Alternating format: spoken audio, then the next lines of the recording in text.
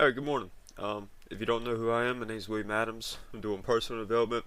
I'm also on the road to profitability with day trading. Hope you're all having a wonderful day. Every single day, I come on here and I try to provide as much value as I possibly can. And so what I'm doing is I'm reading 5 pages of my notes every single day from my trading journal. And the notes that I've taken down are from personal development people that I look up to, and also TJR from his boot camp. That's what I'm going through right now. I'm currently on day 25 of his trading transformation, but the notes that I'm reading off right now are from his boot camp 1.0. Alright, so let's get into it.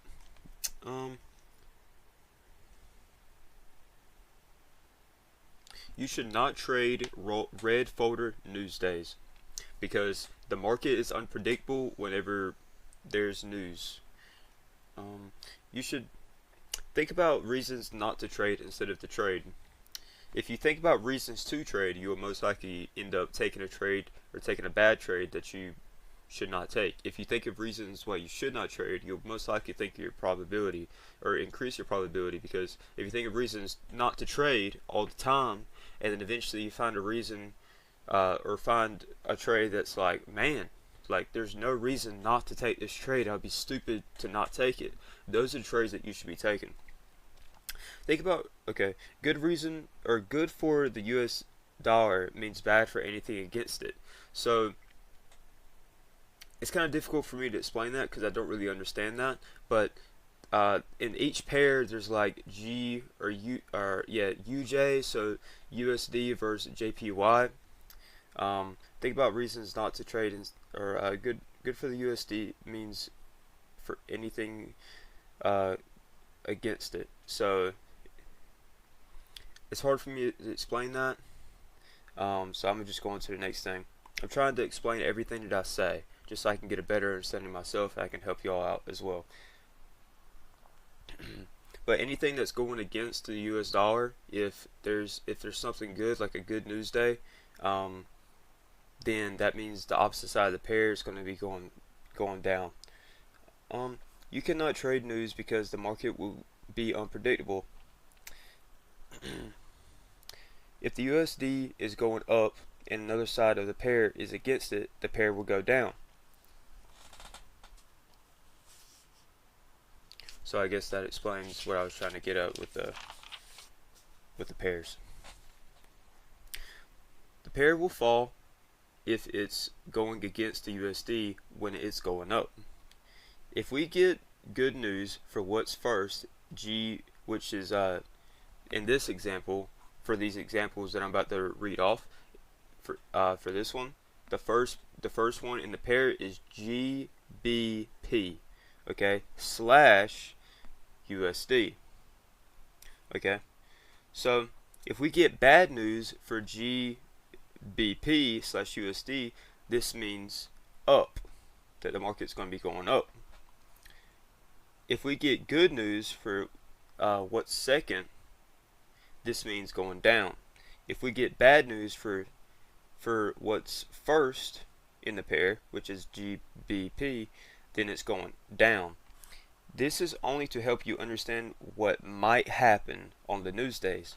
News data is not the end all be all. For me, I really don't even understand much about the news pairs, but I do need to understand them. But the reason why I haven't really went in depth with it and like tried to get a better understanding of it is because I don't trade news days. They're unpredictable, and I'm a beginning trader. If I can't even trade the basic market itself, why should I go trade in a unpredictable market? Always check Forex Factory before the trading day and also for the trading week. And also the red folders is what you want to be looking at. In the red folders, the days that you don't want to be trading is CPI, PPI, FOMC, and NFP. Those are the days that you mainly want to be looking out for, or at least those are the days TJR suggested not to be trading. Liquidity sweep plus break of structure is the top of the move. Order blocks, fair value gaps, and equilibrium are used for retracements. Okay, I guess I'll try to explain the order block right quick. So price is on an uptrend.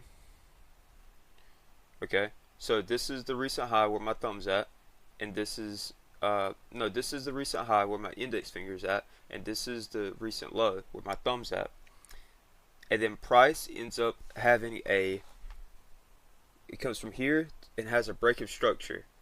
Where my thumbs, my fingers, my index on my right hand here, and my thumb, this is considered the order block.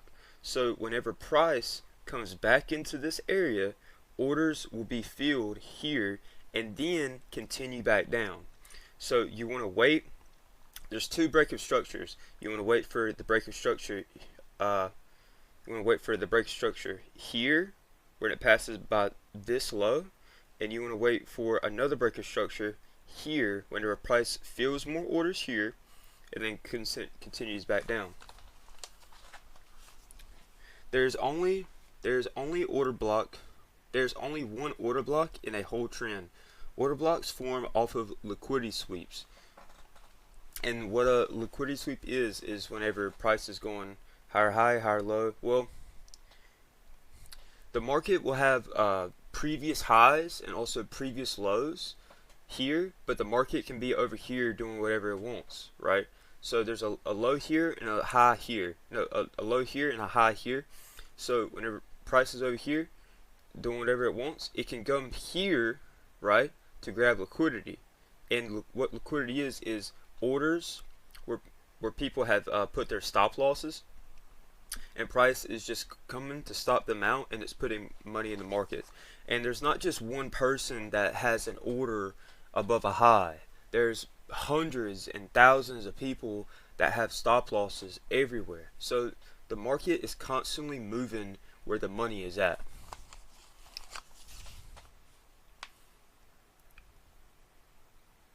Order blocks are the move prior to the liquidity sweep. That causes the liquidity sweep, and because the orders were able to get filled from this move, the market can get a break of structure, then return where it came from to fill more orders, because they were able to fill orders here previously, and then continue back into the direction of the break of structure. Order block is just another word for a accumulation area. Which CJR never uses that word, really. Instead of treating trading like a dream, treat it like an actual professional job. If you treat it like it's a side hustle, you're only going to spend like a certain amount of time on it a day. But if you treat it like your actual job, you'll take it a lot more seriously. Like it's going to be your future. So take this shit seriously, and it'll actually make something happen. And make something happen from it. Or at least it'll increase your chances of being successful at trading. Do not care about the amount of money you make in your trading. The only thing that matters is for the first year, 6 months, is taking losses and wins, because it's all about learning and gaining experience. To me, I enjoyed taking a loss in a trade or in trading, because that means I stuck to my plan. I stuck to my plan, because that's the type of trader that I am. I understand I'm not stupid. I'm not gonna not follow my plan. I'm going to stick to my plan, do everything right, okay, and then I'm going to somehow end up taking a loss. There's only so many possibilities, or so many things that can go wrong when it comes to my plan. So I'm excited to see how the market stops me out, because there's only a few things, and the more times that I lose, the less mistakes I'm going to be making in the future. And a lot of people, whenever they're first starting trading, some of them, they don't even have a strategy, and they'll get stopped out, and they'll get upset for one because they're risking too much money.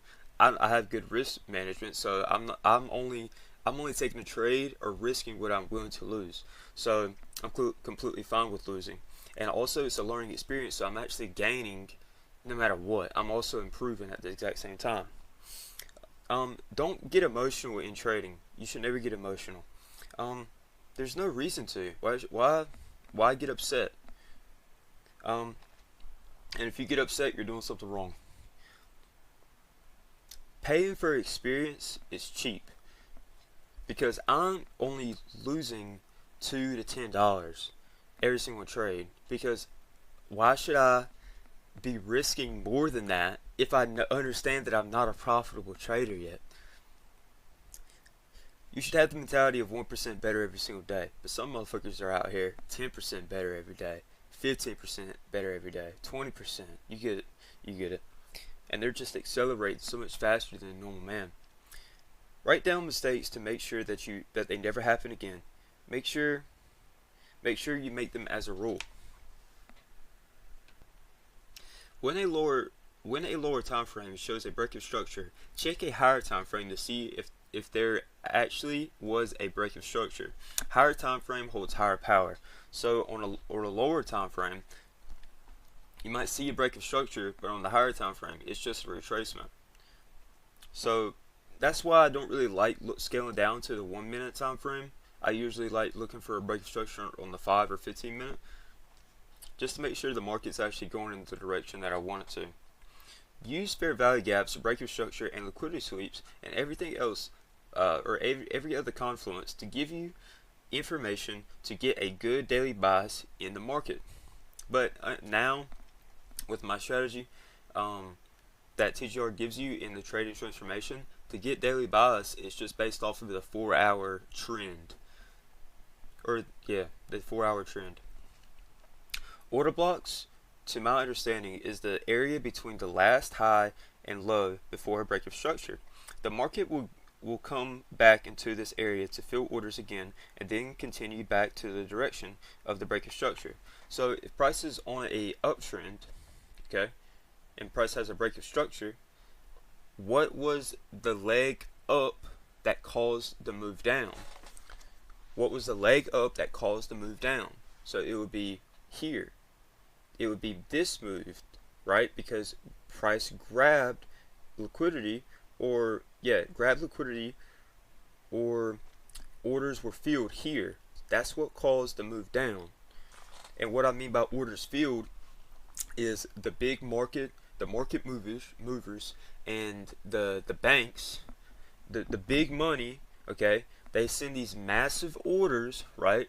And they can't just, it doesn't feel immediately. It has to wait, or they have to wait until there's a certain amount of people that are betting against them in order for the market to actually accept their orders. So when the orders are filled, it makes a big move down, and that's what causes the break of structure, and that's how we confirm that the market is wanting to go in our direction based off of the break of structure. When price re-enters into the order block, wait for price to have another break of structure, then enter. You don't want to enter just based off of price going into the order block, or a confluence in general, and then coming back out of it. In my opinion, at least, if it comes into a confluence or an order block, you could scale down to a 1 minute, but it's a little bit more riskier, or you could go to a 5 minute, because TGR says that you can enter into a trade if the price just wicks back in. This is after a liquidity sweep and a break of structure, and you've already found a confluence. Whenever price is going back into the confluence, which is a breaker block, fair value gap, equilibrium, order block, when price is wicking through the confluence, it can just wick through and then end up closing out of the confluence, the closed candle out of the confluence, and you can consider that an entry. But I haven't really had that much experience trading it yet, but I understand it somewhat. Alright,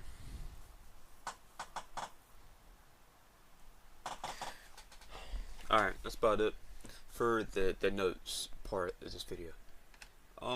Okay, here's the personal development side of this. Somewhat, yeah. There's just some sayings or some sentences that I've written down from me watching Wes Watson, and little sayings that really hit for me, and I would like to share. It's just a little page.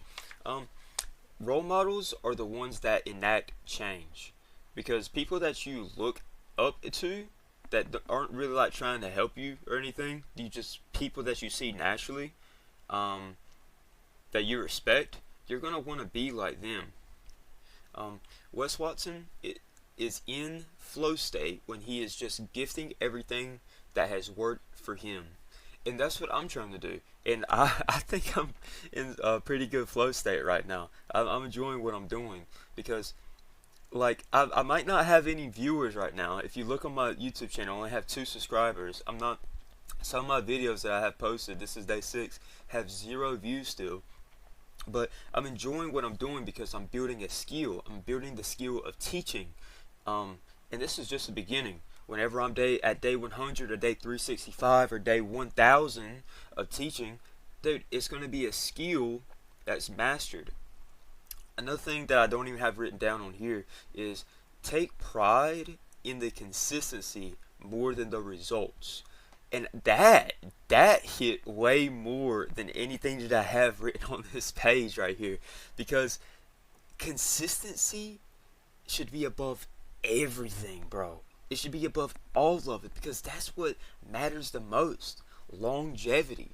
If you don't have consistency and longevity, you're basically fucked from the get-go. No matter how talented, no matter how much work you put in at the beginning, if you do not stay in it for a long amount of time, you will be beat. Fatigue is the best pillow. What's funny about this saying is I was thinking about this shit whenever I was sleeping last night, or trying to fall asleep, because I've been up. I was up.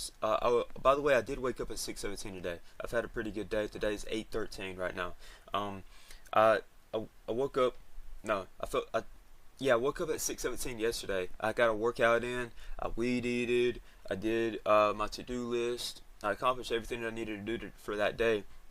But it was 11:30 at night, and I still couldn't even go to sleep, which is weird. Cause like I did everything I should. I've been up for fucking 17 hours. I should be asleep by now.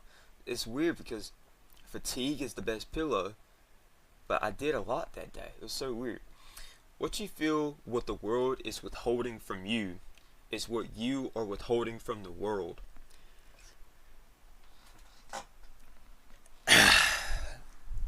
That's crazy. That's crazy. And I was thinking about what is the world withholding from me, or what do I think the world is withholding from me? And there was only one word that I could think of, was more.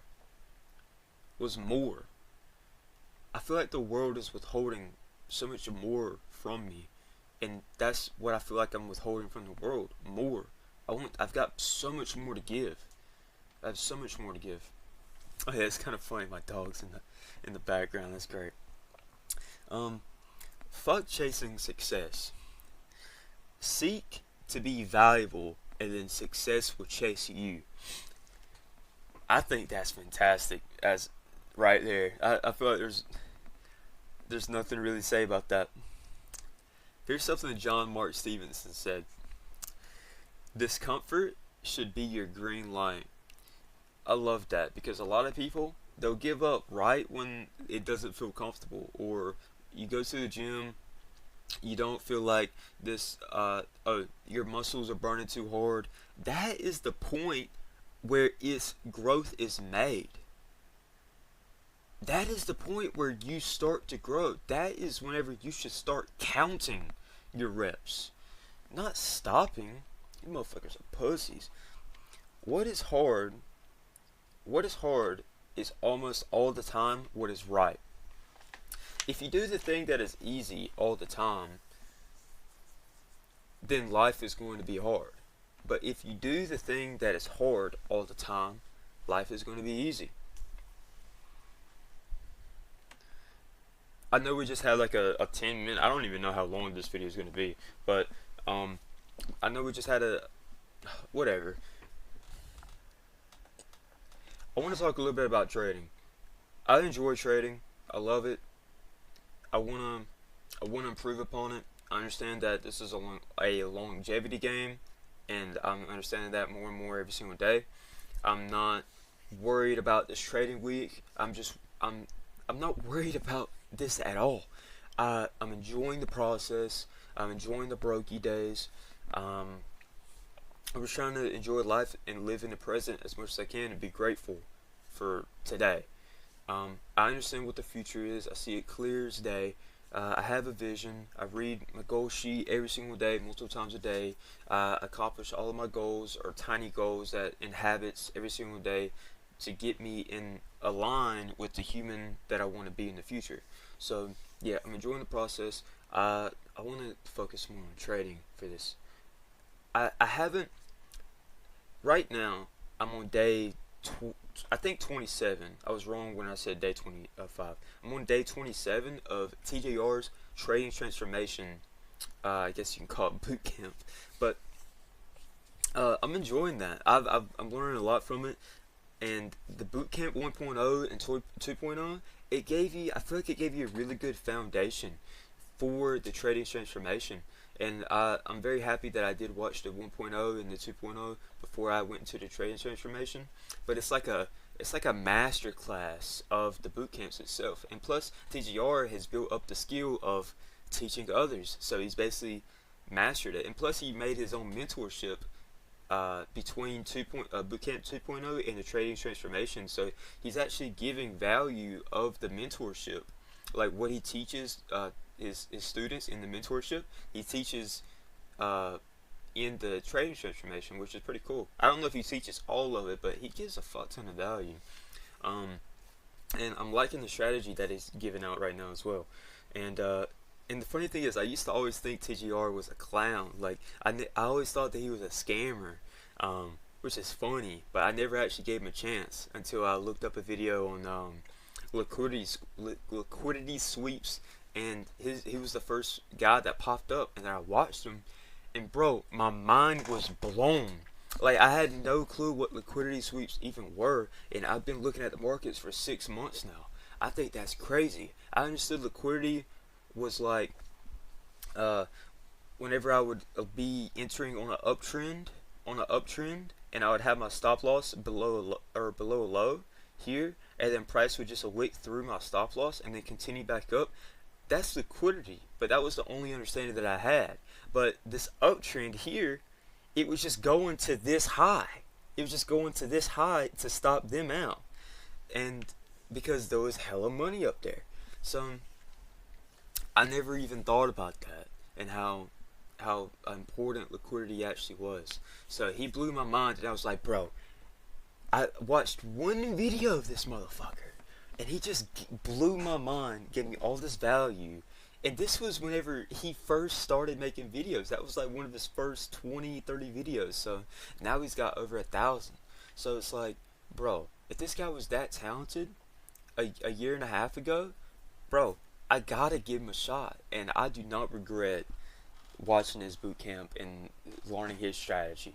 I respect him, and I feel like I have a true one-on-one connection with him. And I highly suggest y'all watch his boot camp. But if you have your strategy, okay, cool. Yeah, I suggest you stick to your strategy, because that's what all the traders suggest. Sticking to your strategy and not going off and learning some other strategy whenever you're not even profitable with the first one. So, yeah, I'm going to go ahead and stop this video and then start the next clip and then talk about personal development. Alright, here's the personal development side of the video. I've been staying pretty consistent with making these videos, which I enjoy a lot. The past 3 days, today's my third day of waking up consistently at 6:17 every single day. I plan on doing this for the rest of my life, and also moving up my wait time to even earlier. I've done personal development journeys before in the past, but it was only for 30 days. I don't really want to explain why I stopped it, but it was for like family reasons. Because I had to go help my family in another state. So I kind of like lost all my habits, and I was focusing on spending time with them instead of helping myself out. So when I came back, everything was killed. I gave into all my bad habits, and then all my other habits were completely washed away. I understand that I said I was going to, or did feel like explaining it, but I just want to give y'all a rundown anyways.